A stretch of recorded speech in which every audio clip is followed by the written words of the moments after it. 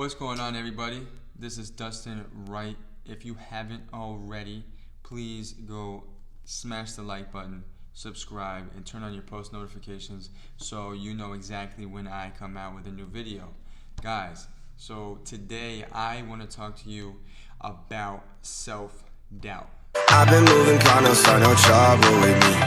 Trying to keep it peaceful is a struggle for me. Don't pull up at 6 a.m. and cuddle with me. You know how I like it when you loving on me. I don't wanna die for them to miss me.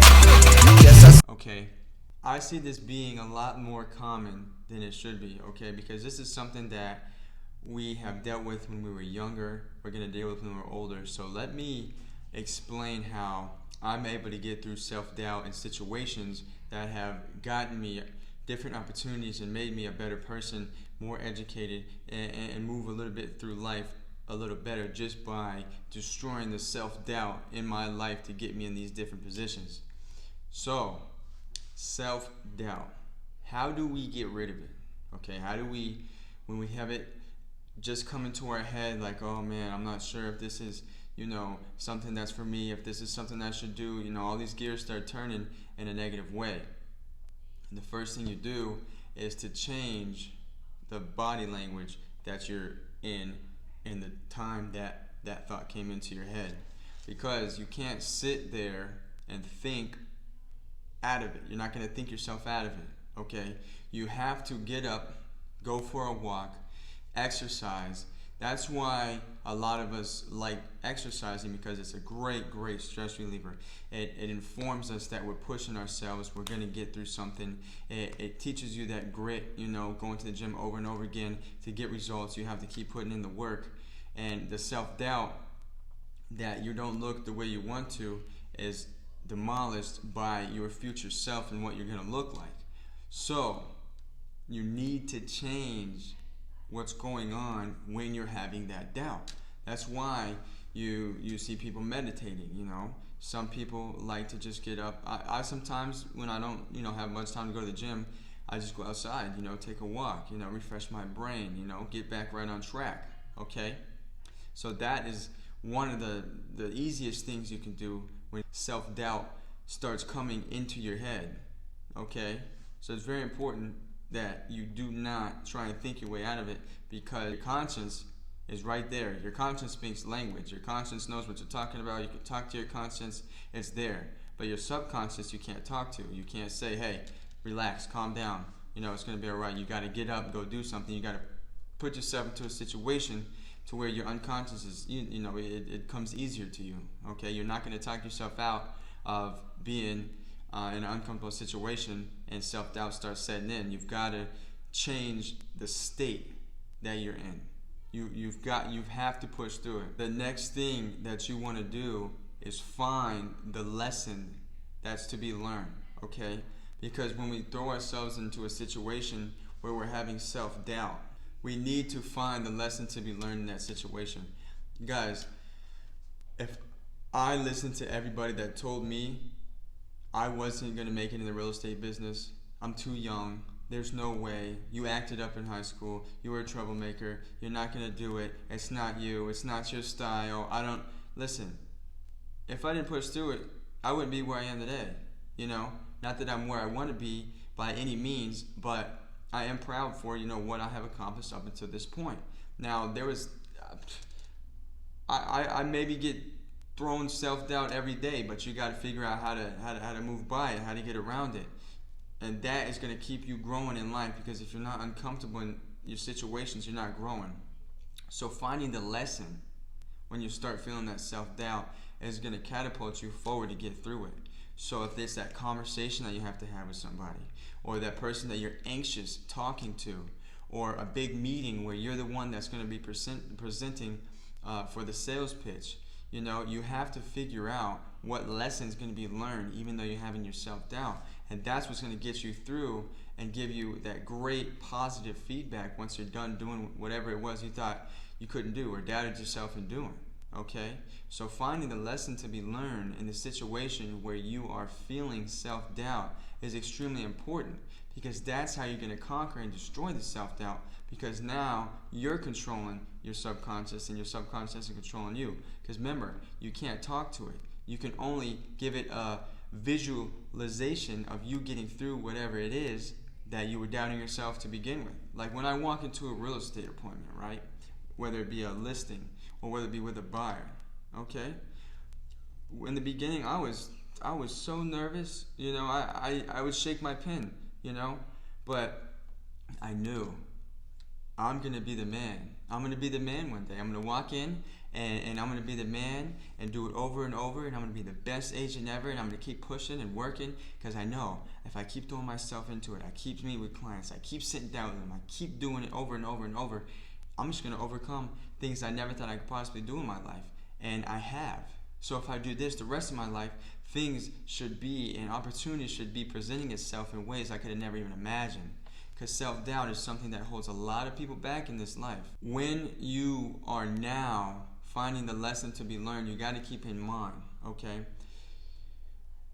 Like criticism. Criticism is a very big one. A lot of people like to criticize you. Let's say in my situation, people talk about real estate agents, oh, I didn't do so well, that wasn't a business, you don't really make that much money, you don't really, I did that myself, and oh yeah, John and Susan did it, and they only sold a couple houses a year, and no, it's not a great business to be in. Well, although you're feeling that self-doubt, right, if you're getting in the business and you start hearing stuff like that, well, I know that because the statistics are 84% of people that get into the business don't have their license within 2 years of having it, or don't have a business within 2 years of having their license. So that makes sense, okay? But I knew that negativity wasn't going to bring me down, because I'm going to be number one. I threw everything aside. If I'm number one, there's no way I can fail. So when I'm hearing this, oh, you can't do it, you're never going to make enough money, you're too young. With that being said, there's no possible way that you're going to be able to succeed in this business. Thanks, that's great. But I know where I'm headed, and I know what I need to do to get there. Okay? And that has kept in my head since the time I was 18 and I got my real estate license up until this point. Okay? So you can change your own environment. Just because people are around you and they have those opinions, those aren't bad things. You're never going to stop that. You're never going to have everybody always on your side. Like my YouTube videos. A lot of people, my friends, my boys, they laugh at them, because I'm a crazy kid, a crazy friend to be around. To see me doing what I'm doing now is a lot different. It's something that you have control of. You can control your environment, and if you can't, what can you do? You can leave. You can exit the environment. Because if there's too much negativity around you, okay, well, there's no need for that. You can just leave. You can separate yourself from the negativity, put yourself in a different environment, and still hold that confidence and never have self-doubt. Because people's opinions can eat you up, okay? Everybody has an opinion. But remember what I said in my earlier videos. Everybody's opinion is based on the life that they lived and the life that they've been through. So just because that's their opinion doesn't mean that they're necessarily wrong or they're out to hurt you or anything of that nature. You just have to remember why you're doing these things to progress in your life. Now, the best thing you can do to get out of the funk of self-doubt, okay, what I kind of said a little bit earlier is the subconscious mind speaks through experiences, okay? And the conscious mind speaks through language, okay? So you can talk to yourself all day long, but you can't talk the self-doubt out of you.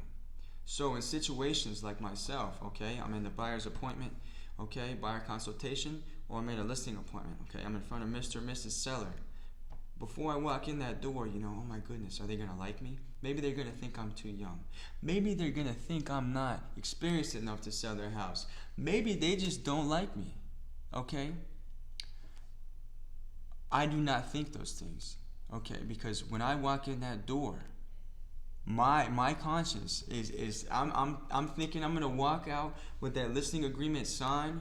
These sellers are going to be so happy when I sell their house, and they're going to be so happy that they're going to tell their friends how great of an agent I am. Okay, that's the way I'm walking in. Okay, So with that thought process walking in, my confidence level is extreme. And they feel that when they're talking to me, and I'm explaining what I do for them and how I do it and how we're going to get the most money for their home. But prior to that, if I was in a self-doubt situation, I would go in there and they could smell it on me. They would be able to tell that I have doubt in myself, that I'm not able to sell their home. Or if it was a buyer, I'm not able to find them the best home possible. So before you do those things, you can't physically put yourself in that situation and go out and sign a listing agreement and all that stuff, but you can mentally picture yourself going through the motions and doing that.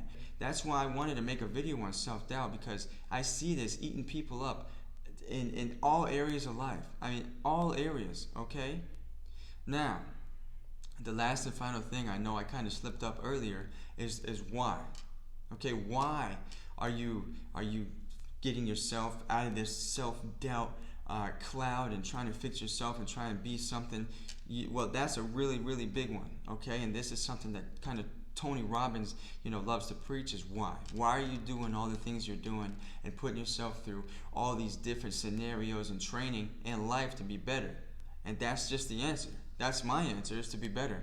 I only have one chance, one life to live. That's it. I'm not going to be breathing one of these days, and I hope it's for a long, long time.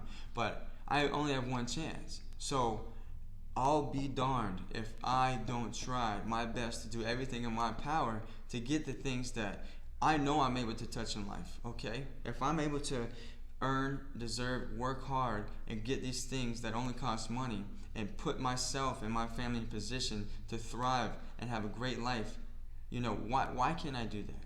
That's my why. That's why I want to do this. That's why I'm making these YouTube channels for you, because I want you to know what I'm going through, so one day, if you need anything or any assistance, I'm here and happy to help with anybody with anything. Guys, I'll have more videos for you later. You know I always do. If you haven't already, subscribe, smash the like button. I'll see you guys soon. Thank you all for watching.